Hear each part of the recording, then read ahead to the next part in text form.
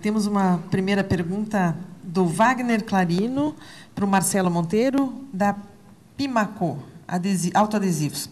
Marcelo, levando em consideração que já não estamos mais num período de alerta, mas sim necessitando incentivar através de ações próprias, gostaria de saber mais dos resultados já alcançados pelo HSBC desde o início do projeto, possibilitando que outras empresas absorvam estes exemplos. Então, vamos lá. Com relação aos seguros verdes, diria que essa foi a iniciativa, foi o kick-off para a gente. Onde a gente colocou a ordem de marcha para começar esse processo. A gente já tem aí 15 áreas adotadas no estado do Paraná, em torno de 3.000 hectares, né, de mata preservada. Quando eu falei especificamente dos seguros verdes, com relação ao Climate Partnership, estamos falando aí já temos muitas pessoas já treinadas. Eu diria que a gente está chegando aí já à casa perto das milhares dentro do contexto falando do HSBC como um todo, já com certeza mais do que 1.000, mas falando aqui em Brasil, são sempre turmas de 20, 30 pessoas que continuamente participam desse projeto. E acho que também é uma oportunidade de falar de que a gente não ficou só nisso, né? Então, a gente está trabalhando num outro projeto em que está possibilitando que, independentemente do produto seguros, uma pessoa também possa estar adquirindo assistências sustentáveis, né? A gente deve fazer o lançamento desse produto em breve. Então, aí a gente quer, basicamente, permear todas aquelas pessoas que têm uma relação bancária, né, em estar contribuindo vamos dizer assim, incentivando essa causa que a gente defende. Então, em termos dos resultados, tem esses números iniciais. O próximo passo é a gente sair só do aspecto seguros dentro da organização, mas para qualquer cliente do HSBC, ele vai ter a chance de poder estar contribuindo, e a gente aumenta o leque consideravelmente. Com certeza, esse é o tipo de prática que outras instituições também bancárias poderiam estar seguindo, e é o que a gente incentiva também, porque o que vale está todo mundo dentro desse barco. Obrigada, Marcelo. Temos uma pergunta para a Andréia, do Thomas Levinson, da Unicamp. Andréia, você pode comentar a legalidade de uma legislação estadual que contradiz dispositivos de lei federal, no caso, tantas reduções de APPs em Santa Catarina? Obrigada, professora, pela pergunta. Veja, na perspectiva do direito ambiental, foram formulados alguns princípios, e mais do que do próprio direito ambiental, na própria Constituição, ele vai dispor do sistema federativo de como a União se relaciona com os estados e com os municípios na elaboração de normas. E a Constituição nos informa o seguinte: a União regulamenta normas gerais e, portanto, as normas, né, que devem atingir o país enquanto Estado, enquanto nação, e os Estados regulamentam as peculiaridades locais e regionais naquilo em que não houver, evidentemente, contradição, porque sempre prevalecerá a norma geral. E, portanto, o direito ambiental diz o seguinte, né? A União, ao regulamentar normas gerais, elas prevalecem sobre as normas estaduais e federais, salvo se essas normas estaduais ou municipais forem mais restritivas no que diz respeito à conservação do que a própria norma federal. E é claro, portanto, que o tal Código Ambiental ou Florestal de Santa Catarina padece de flagrante inconstitucionalidade. Discussão essa que está colocada no Supremo desde a sua edição e que, entretanto, né, o nosso judiciário definitivamente não tem capacidade de ofertar respostas rápidas para uma discussão que me parece, do ponto de vista jurídico, evidentemente simples, porque o texto da Constituição é muito claro.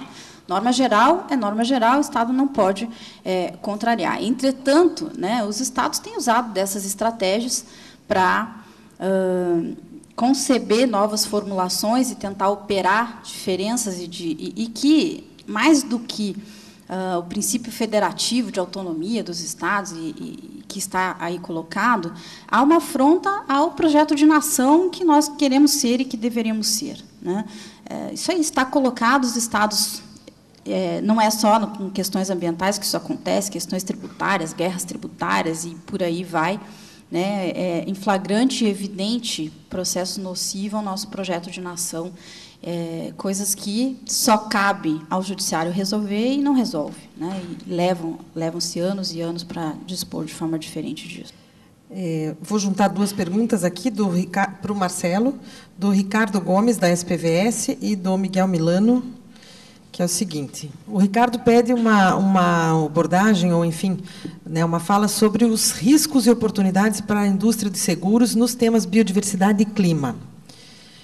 E o Miguel diz o seguinte: considerando o impacto cada vez mais evidente, faltou mais aqui, considerando o impacto cada vez mais evidente das mudanças climáticas para o setor de seguros, não é o caso de uma união entre as empresas do setor para operar politicamente por leis mais consistentes no campo da conservação? E 2, a criação de fundos conjuntos ou individuais para agir contra as consequências dos câmbios climáticos?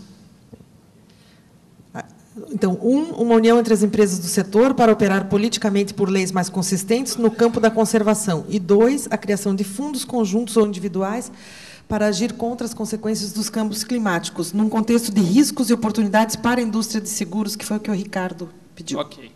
Então, vamos lá. Primeiramente, tem uma iniciativa muito bacana que o HSBC Seguros está liderando na América Latina.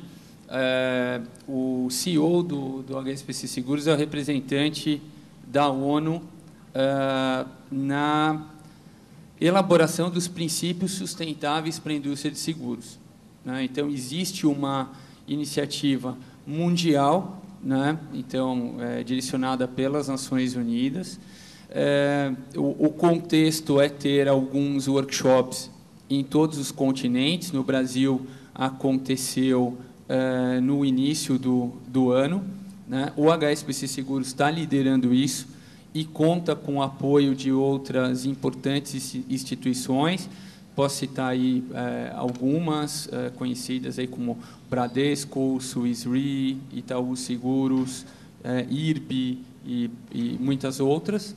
Então, a questão de como a indústria de seguros deveria estar atuando no contexto da sustentabilidade já é um projeto real. Ele está em andamento e entendo que no próximo ano, possivelmente, quando a gente falar da Rio+20, a gente também ter o lançamento desses princípios. Com relação a outro aspecto que foi colocado, da questão da gestão de risco, né? Quando a gente fala de catástrofes ou considerações climáticas que acabam aí por trazer uma série de transtornos, né? Enchentes e assim por diante.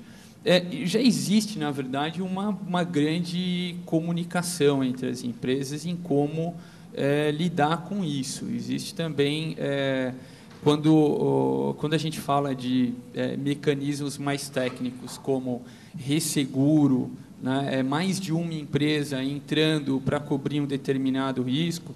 Então, já existe, sim, principalmente quando a gente fala de catástrofe, a questão de você diversificar o risco e você ter mais empresas cobrindo aquele risco, de maneira que os efeitos daquela catástrofe possam ser divididos e minimizados, e que as pessoas que vão receber as indenizações possam ter a segurança de que vão estar recebendo aquilo que contrataram. Porque se você, como uma empresa única, imagine, cobre um risco individualmente, e esse risco é muito grande, né? Se esse risco for maior do que você estava projetando, você tem um sério risco para a sua continuidade em termos de negócio. Então, já temos mecanismos claros do ponto de vista comercial, para estar minimizando isso e estar garantindo a indenização a quem tem direito. Agora, queria salientar, de novo, a questão dos princípios sustentáveis, eu acho que é uma iniciativa muito bacana, em estar discutindo, inclusive, impactos relacionados a investimentos, como ter linhas com outras iniciativas que a ONU tem, e estar discutindo, puxa, como é que a gente vai estar direcionando investimentos, né? Porque as empresas de seguros também trabalham com grandes fundos de investimento. Para quais empresas a gente faz isso? Quais são os princípios que estão norteando isso? Então, eu acho que tem uma abrangência muito grande e, no início do ano que vem, a gente vai ter aí os bons resultados dessa iniciativa. Tem uma da Camila, do Fumbio, para a Andrea. Andrea, além da falta de segurança jurídica, o setor privado não se engaja na conservação da biodiversidade por uma falta de incentivos. Como você vê os incentivos perversos para a biodiversidade, não só no novo Código Florestal, na proposta, gente, do novo Código, não existe novo Código ainda, na proposta do novo Código Florestal, mas da política tributária? Camila, muito obrigada pela pergunta. É claro que o tempo nos faz reduzir muito do que deveríamos ter tratado. E, de fato, me parece que a questão ambiental ela veio dentro de um contexto de comando e controle. Eu disponho e tento fazer controle, porque o controle, efetivamente, ele não acontece, né? No máximo que se consegue nesse país é comandar. Eu disponho e eu faço a lei. Depois a gente vê como é que fica. E os incentivos de outras formas, né, de fazer os objetivos gerais serem atingidos, se eu quero fazer conservação e eu determino lá que determinada área não pode ser suprimida, ou que determinada vegetação deve ser conservada, ou que determinada floresta tem que estar neste ou naquele estado, eu disponho que aquilo deve ser assim e faço, ou tento fazer, o Estado brasileiro tenta fazer o controle. Eu, olhando aqui para o Clóvis e lembrando das nossas araucárias do nosso Estado, o que aconteceu lá? Né? Óbvio, né? E ficou muito claro ontem na fala do Clóvis, eu tenho uma floresta que está desesperadamente num processo de extinção. O que eu faço? Eu proíbo a continuidade de uso dessa floresta. Entretanto, o que os nossos produtores rurais começaram a fazer? Viam uma plantinha, um pezinho de araucária nascendo, o que fazia? Deixa eu cortar isso aqui antes que isso me dê problema. Porque, efetivamente, os mecanismos de incentivo, sejam tributários, eles não vieram, eles não aconteceram nesse país. E, enquanto eles não vierem, certamente nós vamos continuar comandando e não efetivando o controle, porque é impossível, a não ser que a gente colocasse um cidadão para fiscalizar o outro, né, e teríamos metade das pessoas compondo o Estado brasileiro, né, em exercício de poder de polícia. Fora disso, é impossível fiscalizar um país desse tamanho e controlar todas as atividades da forma como elas têm ocorrido de forma tão inevitável e tão devastadora sobre a natureza. Então, de modo que, ou se estabelecem instrumentos de fomento, desde tributários até outros tantos que poderíamos aí com a nossa criatividade estabelecer, ou efetivamente nós vamos continuar no processo que a gente vem observando.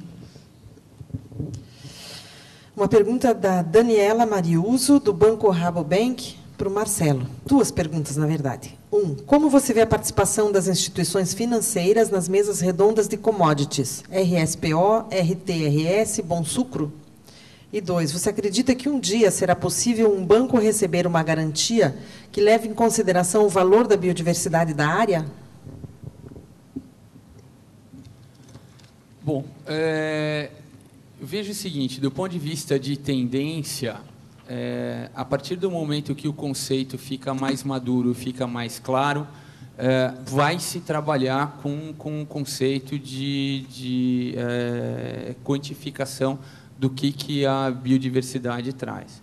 Acho que hoje está num nível um pouco etéreo, existem trabalhos sérios a respeito, mas a partir do momento que o conceito ele fica mais claro e a gente consegue trabalhar num nível de penetração maior, acredito que sim, as instituições financeiras vão estar levando isso em consideração numa escala maior do que é hoje.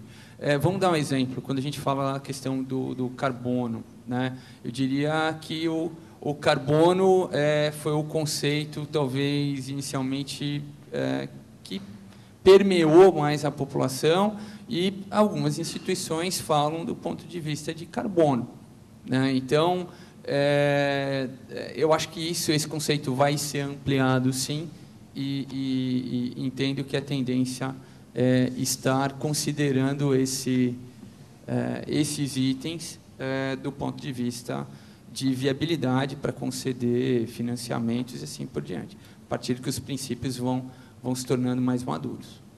Uma pergunta da Francine Leal, do GSS, para a Andrea. Diante das lacunas e más definições da MP 2186, mencionada em sua explanação, e como ex-procuradora do IBAMA, você entende as autuações desta instituição no último ano como um passo para o cumprimento de uma MP mal elaborada, ou como pressão para a elaboração de uma nova lei com a participação de todos os setores? E como você vê a posição do setor privado de aderir ou não à MP diante dessas autuações? Francine, muito obrigada pela sua pergunta. Ela é uma pergunta muito inteligente, porque ela nos leva a refletir como é que essas políticas, elas, de fato, né, na efetividade dessas normas, elas têm acontecido. Eu digo e repito isso porque vivi isso lá dentro do governo, que a atual discussão do Código Florestal ela está acontecendo em razão desses processos punitivos absolutamente descolados de um objetivo geral a se atingir. Então, como é que, vindo do IBAMA, eu posso falar isso com muita propriedade, porque vivenciei isso por anos lá dentro da instituição. O que acontece? Você identifica lá um fiscal ou um coordenador de área de fiscalização, ele vai na lei seca, dura e seca, e diz, está descumprindo a lei, então vem cá. E isso não tem relação, e não tem mesmo, posso dizer isso de forma muito transparente, com a política de Estado que se quer. Então, isso depende do fiscal da hora, e pior, ele olha aqueles valores de multas de R$50 a 50 milhões, ele olha para o sujeito, alvo dele, e diz assim, você tem cara de 50 milhões, você tem cara de 1 milhão, você tem cara de R$50. E é assim que funciona, gente. Então, no que diz respeito aí acesso ao patrimônio genético, o que aconteceu? O SEGEM não trabalhou, efetivamente foi isso, né, que ao longo dos anos se viu acontecer ali dentro, o SEGEM ficou sem funcionar por anos a fio, e, de repente, um fiscal do IBAMA identificou que, tem gente descumprindo a norma, que eu acho, inclusive, né, porque interpretar essa medida provisória 2186 é um exercício efetivo de muita criatividade para saber o que ela quis dizer quando ela, assim, dispõe sobre determinadas coisas ali. E aí ele entendeu, eu acho que tem gente descumprindo a lei. E aí ele foi nos alvos específicos, assim, né, com multas extraordinariamente altas, milionárias mesmo. E o objetivo não é nenhum dos dois que você coloca ali de reformar a lei ou de fazer com que essa lei, essa medida provisória vigente, ela opere. Simplesmente o objetivo é punir. Punir por punir, porque é assim que a fiscalização federal, em geral, funciona. Por quê? Porque a fiscalização foi preparada para combater desmatamento na Amazônia, ações... quando eu digo preparada, é preparada assim, a instrumentalização do esforço de fiscalização, ele foi dirigido para combater os ilícitos, né, desse porte, ilícitos de criminalidade mesmo que se combate, né? E aí não se consegue ver o reflexo disso sobre as políticas de proteção ambiental. O Código Florestal está nessa situação em razão disso, porque colocou os proprietários rurais, bem ou mal, e eu não estou falando de quem estava ontem, em 2008, 2009, fazendo desmatamento na Amazônia, não. Eu estou falando daqueles proprietários rurais que chegaram aqui no país, na época da colonização, e desbravaram, e porque assim foram incentivados, e ao longo das décadas isso ocorreu. No nosso estado, o estado do Paraná, foi assim que aconteceu, década de 40, 50, 60, e que, de repente, passaram a ser alvos da fiscalização de forma muito dura, com multas extraordinárias, com penalidades, e aí respondendo a crimes ambientais e tudo isso. Por quê? Porque faltou, por trás dessa discussão, uma política de Estado de como é que eu conduzo ações de fiscalização, que são ações que visam, né, implicam na eficiência e na eficácia das normas, mas como é que eu dirijo isso para não causar também um transtorno adverso, que é todo esse esforço que a gente vê hoje no Código Florestal, e que ontem, né, e o professor Milano falou hoje, puxa, o Braulio disse que estão fazendo uma norma aí sobre acesso ao patrimônio genético. A notícia pode ser boa ou ruim, porque, afinal, quem vai participar? Quem é que está discutindo essa norma? Quem é que está... Né, o que a gente vê são processos burocráticos na esplanada, pessoas que estão lá atrás de mesas e escritórios discutindo o futuro da nação sem conhecer a realidade, né? Sem conhecer os processos científicos que deveriam estar por trás disso e tudo mais. Então, eu vejo que essa ação e essas autuações nem é para implementar a atual e nem para modificar a norma. Ela vem para simplesmente punir, sem, inclusive, ter um contexto de entendimento minimamente claro e razoável sobre o que essa norma dispõe. E aí a gente tem visto absurdos, né? Punições sobre acesso ao patrimônio genético, sobre algo que não tem absolutamente nada a ver com acesso ao patrimônio genético, e estamos aí enfrentando multas milionárias e discussões perversas sobre essa discussão, contaminando, inclusive, a estruturação de marcas, estruturação de modelos empresariais que tendem e tentam ser diferenciados e que estão sofrendo processo de punição em razão de más interpretações e más orientações no processo político brasileiro. Vamos fazer mais uma para cada um, e daí o nosso tempo vai terminar aqui. Então, do Thomas Levison, da Unicamp, para o Marcelo. O HSBC ou outros bancos do seu conhecimento oferecem uma opção de investimentos verdes, uma carteira de ações somente de companhias certificadas ou ambientalmente confiáveis? Para poupar bastante tempo, sim. Sim, a gente tem esse tipo de investimento no nosso portfólio e entendemos, inclusive, que é uma tendência da gente estar trabalhando isso de uma maneira mais intensa, né? Então, sim, e outros bancos também da mesma forma. Eu acho que isso é algo que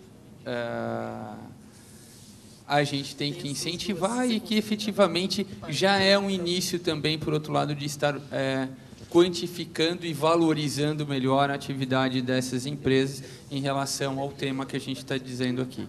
Ou seja, tem valor uma empresa que atua de maneira responsável. Ela tem um valor diferenciado daquela que assim não o faz.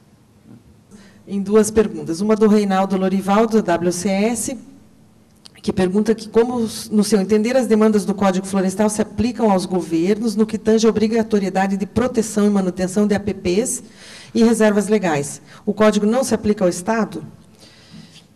E da Luciane Lovise, da GDF Suez, para a Andréia também, quanto à carência de definições e bases empíricas na legislação ambiental aplicada, em especial pelo IBAMA, como você entende a relação da questão indígena com a biodiversidade e a atuação das ONGs nesse processo?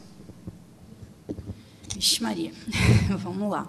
Bom, no que diz respeito à aplicação da norma, independentemente dela ser, ela não pode e não deveria ser dirigida, como disse, a questões individuais. É claro que a norma se aplica ao Estado, é claro que o Estado-nação brasileira, como os Estados federativos, como os municípios, como todos, têm um dever e uma obrigação de cumprir e fazer cumprir a norma, né? Essencialmente, é essa a legitimação, inclusive, da relação de poder que o Estado estabelece com relação aos administrados, né? Alguém impõe a norma, alguém faz cumprir, alguém cumpre. E nessa perspectiva, não vejo nenhuma possibilidade dos Estados simplesmente se omitirem diante desse cumprimento. Entretanto, os nossos instrumentos de forçar os Estados, forçar os governos à implementação dessas normas estão aí, deixam muito a desejar. No que diz respeito aí às questões indígenas, suas relações com a biodiversidade, eu acho que isso é um tema extremamente maltratado na perspectiva de que se entende muito pouco da relação desses povos ancestrais com a sua terra, com a sua forma de convivência com a natureza. Isso tem sido olhado de uma forma muito politizada, de uma forma negativa, né? Para que índio? Índio é isso, índio é aquilo, não serve para nada, não trabalha. Então, ou seja, não se entende o que é uma relação desses povos ancestrais com o seu contexto ambiental e simplesmente a nossa lógica, a nossa cultura tenta se sobrepor a isso, sem que se respeitem, né? Então, os princípios de responsabilidade, de respeito às características intrínsecas e assim colocadas, tudo isso está num bolo de imposição de uma cultura que tenta ser e sempre tentou ser dominante sobre esses povos e que têm sido alijados nesse processo de uma forma muito perversa, né? Porque não há quem os consiga traduzir nessa perspectiva de uma forma adequada.